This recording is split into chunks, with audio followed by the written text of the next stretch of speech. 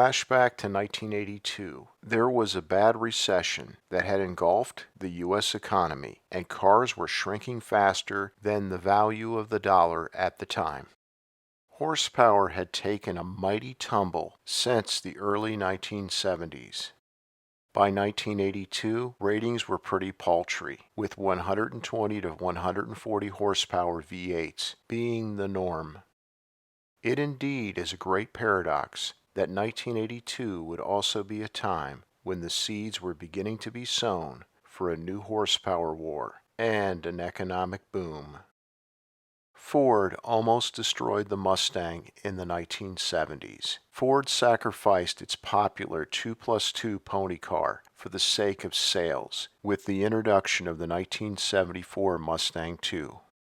Though it was a big sales success, the compact-size Mustang II made too many compromises and did not have the character or soul of previous Mustangs. Ford realized its blunder and debuted an all-new stylish Mustang for 1979, which was built on Ford's new Fox platform. Though this was a step in the right direction, the most performance-oriented engine under the hood was a lowly 139 horsepower two-barrel carburetor-equipped 5.0-liter 302 cubic inch V8.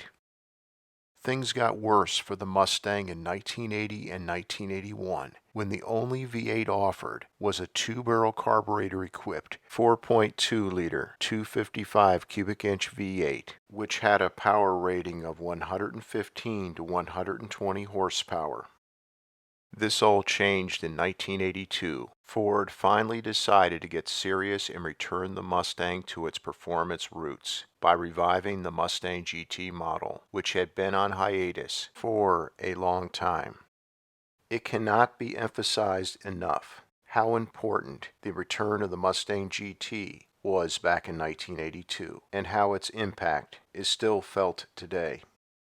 It was the most important performance Mustang to ever be released. It was not the fastest, not the best handling, and not even close to being the best looking, but its release was a bold move by Ford.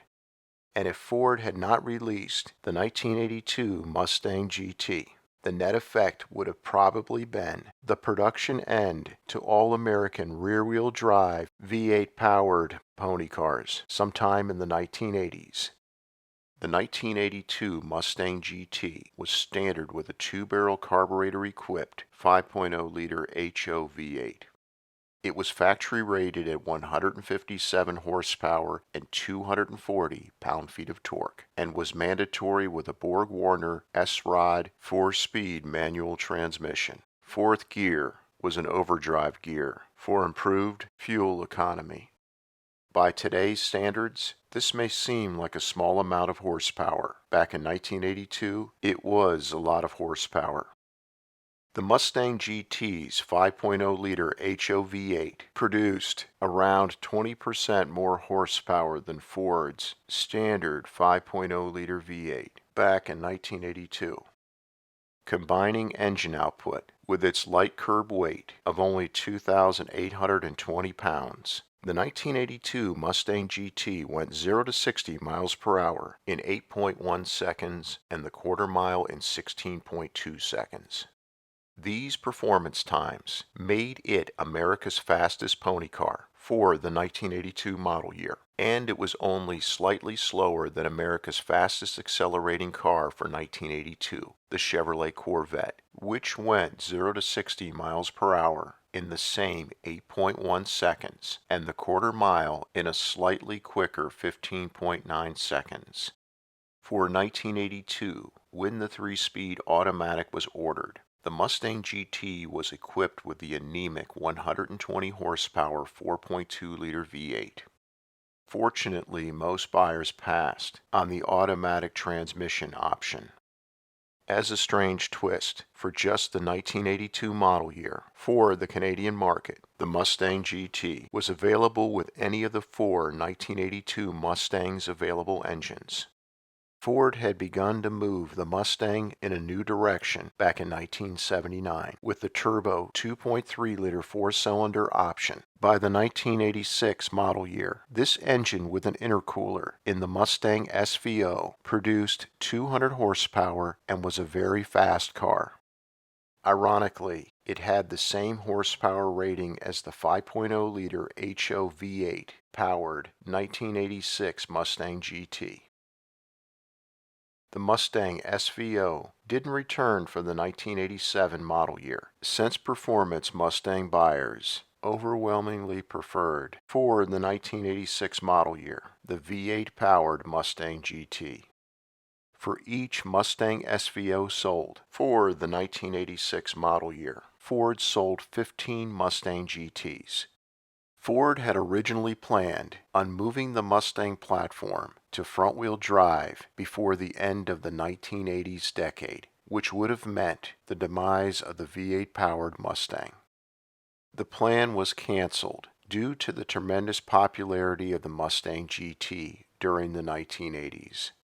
Ford released for the 1989 model year the all-new front-wheel drive Ford Probe, which Ford originally slated to be the new front-wheel drive Mustang.